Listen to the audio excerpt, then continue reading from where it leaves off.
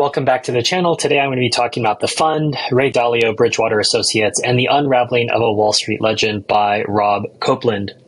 Now, I know it may not be obvious from the videos that I've been recording on the channel in the last 3 years, or definitely not in the last 8-9 months as I've been focusing on Israel and Palestine, but I love to read about con artists.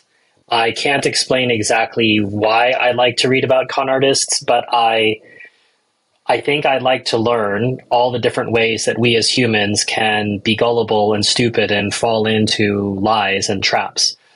Potentially, maybe I'm hoping that I don't fall into a trap. I certainly have numerous times in my life, but I really do enjoy reading books that cover those sorts of things. There's the one that comes to mind most recently is Sam Bankman-Fried and The Fall of FTX. The person who I've been learning so much from, Carly P. Riley, I'll put a link to her channel in the description. There's also, of course, Elizabeth Holmes and Theranos. The authority I really look to on that is John Carreyrou, who wrote Bad Blood. He then also did an entire podcast series talking about the trial. There's Bradley Hope's book on Joe Low and the 1MDB Malaysian sovereign wealth fund scandal. 3 Cups of Deceit by John Krakauer about Greg Mortensen and the NGO scam there. I'll put a link to that video. I did a video on that book. I'll put a link to that in the description. And then most recently, Adam Newman. I'll put a link to an article I wrote about that recently, but Bradley Hope's $1 billion not Bradley Hope, Bradley Weideman. I'll get the name correct in the description, but there was a book called $1 Billion Loser, which talks about Adam Newman and the fall of WeWork. And I'll also put another link to some other WeWork resources if you're interested. But I think also Coffee and Cults, another great YouTube channel, did quite a lot of work on Adam Newman. So all of this is to say that I'm interested in learning about cult leaders, and Ray Dalio of Bridgewater Associates is, I suppose, a retired cult leader. He is definitely a fraud and one of the worst employers I've ever read about. Now, the idea that that this book has no commentary from Ray Dalio except through lawyers, I think partially given how much Ray has commented on social media and all these other places and taken the time to edit articles about him, even down to semicolons, the fact that he hasn't answered this book, I think, underlines the fact that Copeland's reporting really covered all of the different objections that could have been raised. So what are the elements of the fraud that I'm talking about? Well, I suppose the biggest is what his reputation in recent years has been built off of, which was aggrandized by people like Tony Robbins in a book about money, which was, I have this system called the Principles, and if you follow it, it's like a GPS for life and for business. But the reality is, it wasn't anything like that. It was just Ray making stuff up and being inconsistent. Although Dalio talked about Prios, so he was trying to create a software system, Principles OS, called Prios. Though Dalio talked about Prios to clients as if it were on the cusp of completion, McDowell surely knew the truth. Prios was a disaster. It worked on the simplest of tasks, such as searching for whether a certain word appeared in the principles and surfacing the relevant lines, but could usually no more predict Dalio's choices than anyone else at the firm could. It was as if McDowell were trying to program a GPS for directions through a hellish, car-based video game, one in which roads curved into dead ends and bridges spanned only half the length of treacherous crossings. That's pretty terrible. Bridgewater's thorniest problem, Rubenstein said, was hardwired into the firm. It was the principles.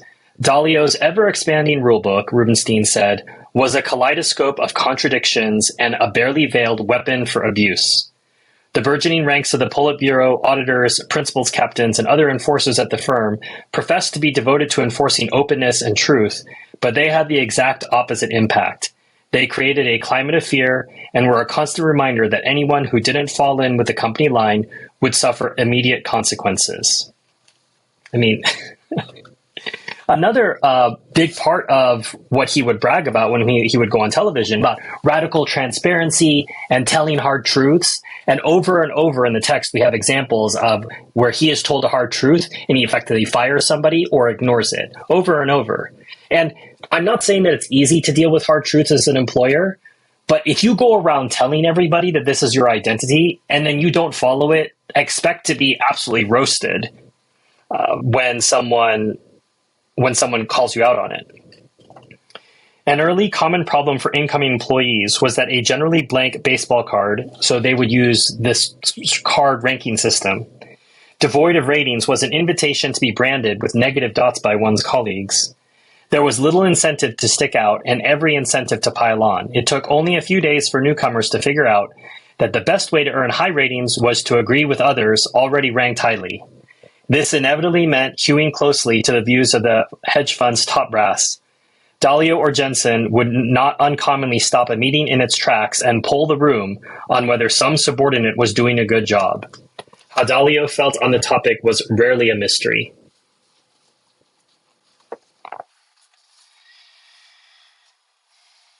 So this is about a hire that Ray had made and was demanding, of course, radical transparency, a brutal honesty. That Dalio himself had to address scuffing on the floor was yet another reminder to him of the firm's poor state. Around Thanksgiving 2015, Dalio called in his newest high-level hire, Culp, along with the rest of Bridgewater's top brass, including Jensen, seeking to hear a plan for how Culp would use Dalio's new set of principles-based committees to set the firm straight. But Culp delivered a different message altogether. He told Dalio that too many people at Bridgewater had nebulous responsibilities and titles and spent all day listening to tapes of others, looking to spring a trap. Culp told Dalio to slash, not to build. Put one person in charge and give him or her some space. Dalio had been doing the exact opposite for the better part of a decade. Dalio offered a response for his newest hire. The problem was clearly Culp. Culp was not capable of understanding the advanced nature of Bridgewater's management system. You're not conceptual enough. Dalio fired Culp, stood up, and left the room. As the others present silently absorbed the firm's latest hanging, Culp sat flabbergasted. He'd presented his honest take to a man who claimed to prize frank feedback and had instead been abruptly shown the door. How can you tell that someone is weak? They cannot accept contradicting opinions. They have to fire someone that they disagree with. It's crazy. With the hope of turning around the firm's investment performance and with Jensen's permission, members of the Circle of Trust put together a study of Dalio's trades. They trawled deep into the Bridgewater archives for a history of Dalio's individual investment ideas. The team ran the numbers once, then again, then again. The data had to be perfect. Then, as a group, they sat down with Dalio. One young staffer, hands shaking, handed over the results. The study showed that Dalio was wrong as much as he was right. Trading on his ideas lately was often akin to a coin flip. The group, which included Jensen and Elliott, sat quietly, nervously waiting for Dalio's response. Dalio picked up the piece of paper, crumpled it into a ball, and tossed it. Once again, this is somebody who's interested in radical transparency, right? The data showed that he was no good, and he couldn't take it. One idea that Dalio addressed head-on in his book was speculation that his firm was a cult. The truth is that Bridgewater succeeds because it is the opposite of a cult, he added. Cults demand unquestioning obedience. Thinking for yourself and challenging each other's ideas is anti-cult behavior, and that is the essence of what we do at Bridgewater. And this is clearly the dissonance, is that is what Ray thought Bridgewater was, when the experience of hundreds of people is not the case. It was a delusion for himself and a delusion for everyone else. The idea that this was a meritocracy, this is not true. It was Ray's favorites who got promoted. The fact that this was something that was born from a self-made man. This is an obsession of American billionaires, that they did it themselves, that they're self-made. And so that way they don't have to give credit to anybody else. And Dalio ignores the fact that it was his wife's family's money that helped him and Bridgewater get started. And he doesn't mention it at all in Principles, which is the book in which he talks about how awesome he is and how great the principles are. So that's part one of this review. And 90% of this review is talking about the fact that Ray Dalio is a fraud, and you shouldn't listen to what he has to say on most things, because he's not aligned with what he talks about. He doesn't, you always say, don't listen to what I always believe. Don't listen to what people say, watch what they do. And Ray was very good at talking the talk. He's still around, but he's very good at talking the talk, but he's not very good at walking the walk. And Rob Copeland has all the receipts here, and I suggest that people read it. I suppose the way I close the review today is to just think about the fact that so many people were willing to put up with this nonsense in exchange for a very large paycheck and a non-disclosure agreement. Across all sorts of abuse that led people to have suicidal thoughts, abuse that ended marriages, abuse that led to psychological treatments, that there is a real problem in our society about what we do for work and the importance of money. And I just try to stress to people that this life is very short, and the ability to do the things that you want in this life is not guaranteed to you, not only because you don't know when you're going to die. I always push back on people who say, oh, when I'm X age or when I'm this age. How do you know that you're going to live to be that age? It's the most arrogant thing that you can say, when I'm going to be X.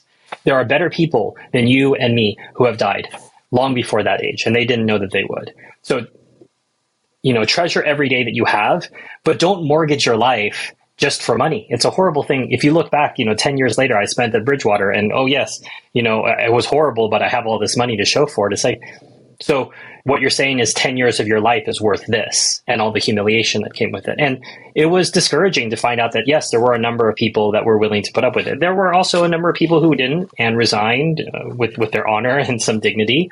But there were so many people who did put up with it. And it may not always be money, it may be other things, but I just want to encourage people to make sure that your work is meaningful. It will usually comprise a large part of your life, just like sleeping does. If we get a good night's sleep, it's 1/3 of our life that we'll spend asleep. And if we work 8-hour days, it's 1/3 of our life potentially. So if you're going to do work, have it be meaningful, have it be something that you can be proud of, have it be something that is dignified and that helps other people, and that doesn't result in trauma. There's just your sanity and your dignity are worth more than being bought off by an NDA and money. And that's how Ray was able to build this empire. If more people had stood up against him, the fraud would have been uncovered sooner.